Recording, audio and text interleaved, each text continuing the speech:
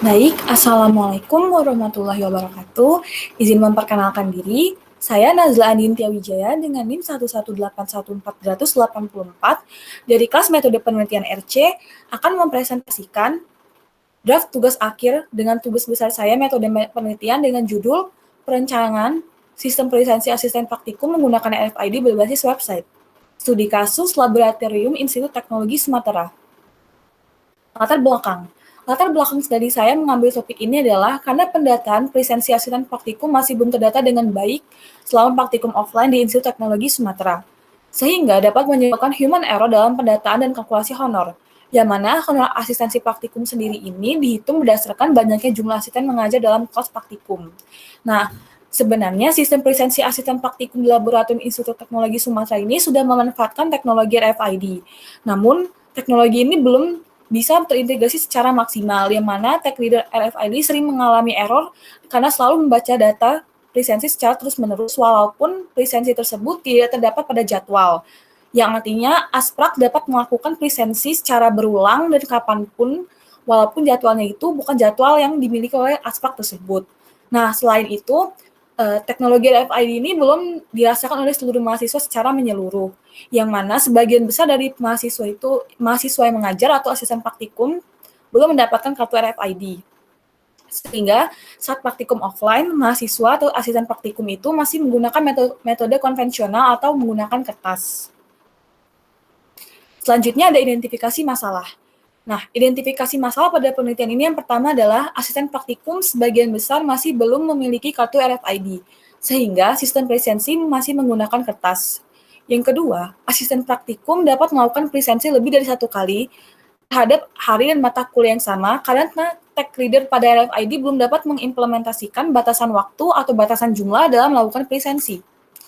Selanjutnya, yang ketiga ada batasan pengalokasian honor praktikum itu masih secara konvensional, yang mana karena tag RFID selalu bermasalah, yaitu belum bisa menentukan batasan waktu maupun batasan jumlah, karena selalu dapat menerima presensi.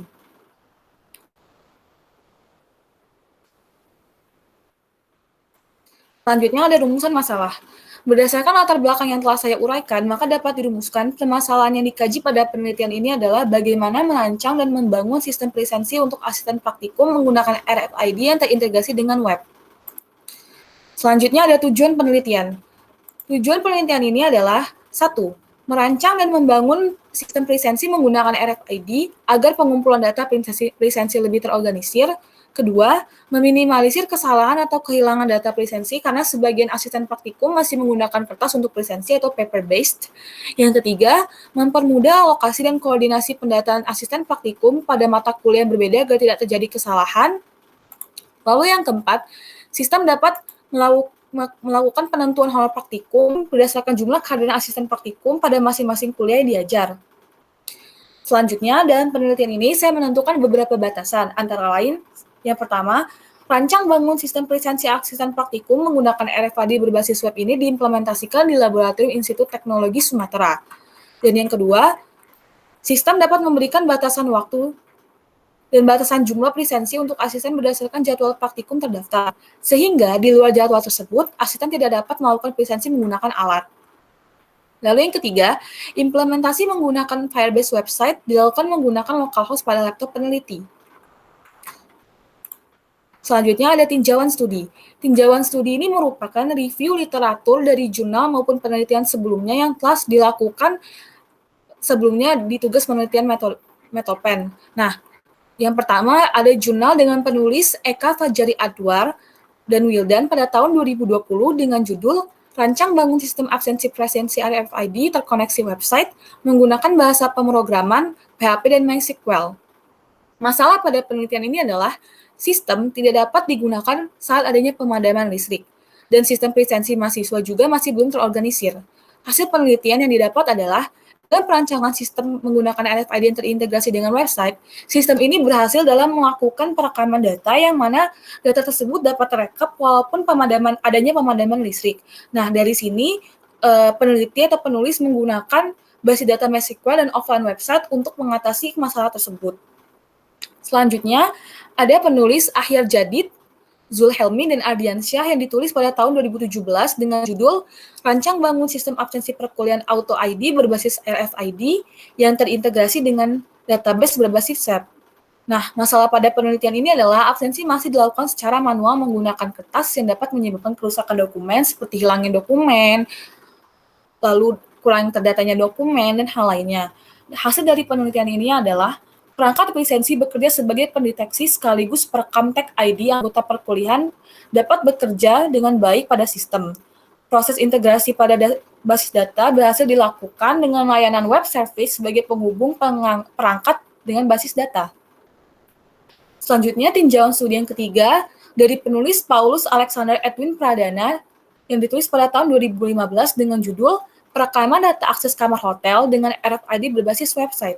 Masalah utama pada penelitian ini adalah belum terdatanya jam check-in dan check-out di kamar hotel, baik untuk penyewa kamar, resepsionis, maupun office boy yang bekerja pada hotel tersebut.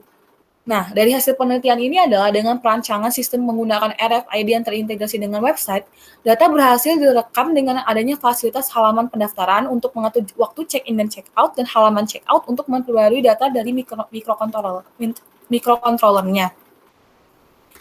Selanjutnya ada landasan teori. Nah, dari tinjauan studi tadi dapat disimpulkan bahwa landasan teori di sini yang pertama ada RFID. Untuk hal ini saya akan menjelaskan secara singkat apa itu RFID. RFID adalah teknologi frekuensi radio untuk mengidentifikasi suatu barang baik manusia ataupun barang lainnya. Nah, sistem dari RFID ini umumnya terbagi di atas 3 komponen. Yang pertama ada tag RFID, terminal reader RFID, dan middleware. Selanjutnya ada Node MCU. Node MCU ini merupakan platform dari IoT atau Internet of Things yang bersifat open source, yang menggunakan perangkat keras sistem on-chip ASP atau BAAS. Selanjutnya ada real-time clock atau RTC. RTC ini merupakan microcontroller yang digunakan untuk menyimpan waktu dan tanggal. Nah, penyimpanan waktu dan tanggalnya sendiri ini dapat kita programkan dalam hitungan detik, menit, jam, tanggal, bulan, hari, minggu, maupun tahun. Data yang tersimpan pun dalam bentuk string ataupun integer. Selanjutnya, ada Firebase. Firebase merupakan back-end service yang dimiliki oleh Google, yang mana pengembangan ini pada umumnya digunakan untuk mobile app, dan Firebase sendiri merupakan database secara real-time yang memanfaatkan JSON tree sebagai objeknya. Lalu lanjut ada server. Server merupakan seperangkat komputer yang berisi program-program yang menghasilkan informasi yang didistribusikan pada komputer klien. Jenis server memiliki banyak, seperti ada web server. Karena pada penelitian ini saya menggunakan web server, mungkin saya bisa jelaskan pada bagian web server yang berfungsi untuk memberikan layanan protokol seperti HTTP, Apache, Microsoft IIS, dan Tomcat serta Nginx. Selanjut, yang terakhir ada website. Website adalah halaman web yang merupakan bagian dari suatu nama domain atau subdomain yang terintegrasi dengan World Wide Web di internet. Nah, dari halaman web ini sendiri, itu dapat menampung format HTML yang bisa diakses oleh HTTP. Selanjutnya masuk ke bab 3, yaitu rancangan penelitian. Nah, sebelum kita melakukan rancangan penelitian, diagram alit penelitian yang saya buat yang pertama adalah studi literatur. Ini flowchart-nya bisa dilihat bahwasannya setelah studi literatur itu adalah pengumpulan data, selanjutnya ada reprocessing data, dan selanjutnya ada perancangan sistem. Perancangan sistem ini berisi desain sistem, implementasi sistem, dan pengujian sistem.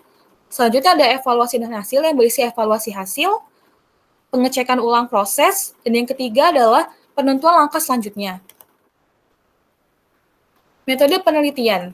Metode penelitian ini digunakan untuk mempermudah kita dalam penelitian yang mana studi literaturnya adalah RFID, controller, Firebase, web service. Mengapa metode penelitian adalah studi literatur? Karena pada penelitian yang saya kaji ini, studi literatur sangat diutamakan dalam pengembangan sistemnya. Yang mana sistem ini sendiri sangat membutuhkan beberapa komponen perangkat lunak dan perangkat keras. Lalu selanjutnya ada pengumpulan data. Penelitian ini menggunakan data dari Laboratorium Institut Teknologi Sumatera dan UPT Laboratorium Institut Teknologi Sumatera dengan teknik pengumpulan data secara kualitatif. Dalam penelitian ini, metode yang digunakan adalah observasi dan dokumentasi. Selanjutnya dari processing data atau teknik pengolahan data awal. Nah, pada tahap ini tuh data yang diambil adalah data asisten praktikum, data praktikum terdaftar, jadwal praktikum, data kelas praktikum terdaftar, dan data dosen pengampu setiap kelas. Data tersebut telah dilakukan atau telah diseleksi secara baik dari awal setelah melakukan pengumpulan data.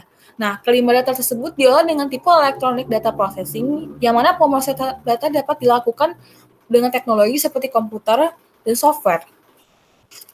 Selanjutnya ada tahap desain sistem. Tahap desain sistem ini terbagi menjadi beberapa bagian seperti adanya use case, flowchart, activity diagram, low fidelity, high fidelity. Nah, pada tahap desain sistem ini yang dapat saya tunjukkan adalah low fidelity dari sistem yang saya bangun. Di mana low fidelity ini merupakan gambaran awal saat perancangan front end. Selanjutnya, ada tahap desain sistem high fidelity. Di sini saya membuat untuk user dan adminnya sendiri menggunakan SB admin. Untuk tahap desain sistem ini, saya menggunakan platform atau aplikasi Figma untuk mempermudah pekerjaan saya. Selanjutnya ada tahap implementasi. Pada tahap ini, alat dan website dalam pembangunan yang mana alatnya adalah RFID yang terintegrasi dengan website dan server. Harus selalu dalam keadaan online. Nah, pada tahap implementasi ini, saya menyediakan 3 flowchart, yang mana flowchart pertama itu adalah flowchart untuk keseluruhan sistem. Nah, flowchart dari keseluruhan sistem ini menyangkut alur kerja dari awal asisten praktikum melakukan presensi, yaitu dengan tab kartu, hingga sampai selesai. Selanjutnya itu ada flowchart mengenai alur kerja dari alat menuju ke Firebase, yang mana Firebase ini akan melakukan pengecekan setelah mendeteksi adanya tab kartu atau kartu yang didekatkan dengan alat. Pada Firebase ini akan melakukan pengecekan apakah data yang dideteksinya sama dengan jadwal praktikum atau tidak.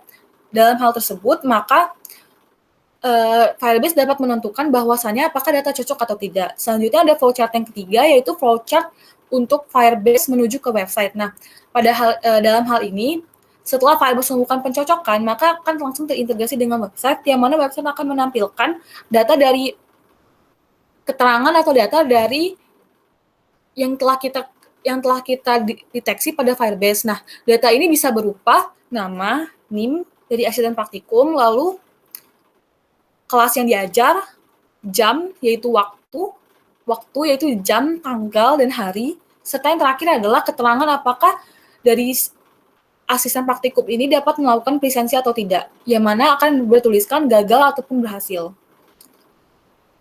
Selanjutnya ada tahap pengujian. Nah, pada tahap pengujian ini adalah pengujian sistem yang mana apakah dari sistem tersebut sudah berjalan sesuai dengan apa yang kita inginkan dan apakah dalam sistem tersebut masih memiliki bug. Apabila memiliki bug atau beberapa fitur lain yang belum berjalan dengan stabil, maka harus kita selesaikan. Nah, kesesuaian sistem yang diharapkan pada tahap pengujian ini adalah yang pertama, tag reader RFID dapat membaca dan mengenali apakah sesuai dengan identitas asisten praktikum dan jadwal.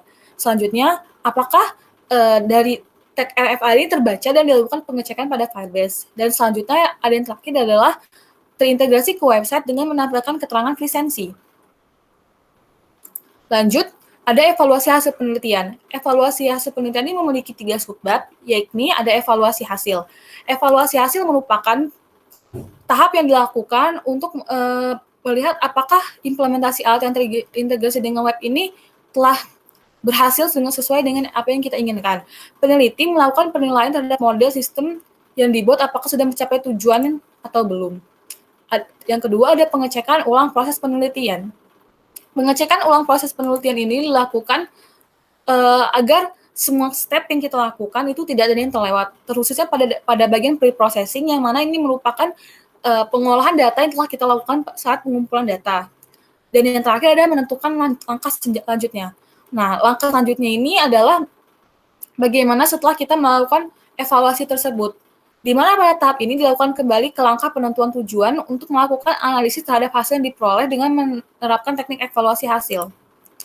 Sekian presentasi dari saya. Mohon maaf apabila ada kalimat yang salah ataupun kata-kata yang tidak berkenan. Saya akhiri. Wassalamualaikum warahmatullahi wabarakatuh.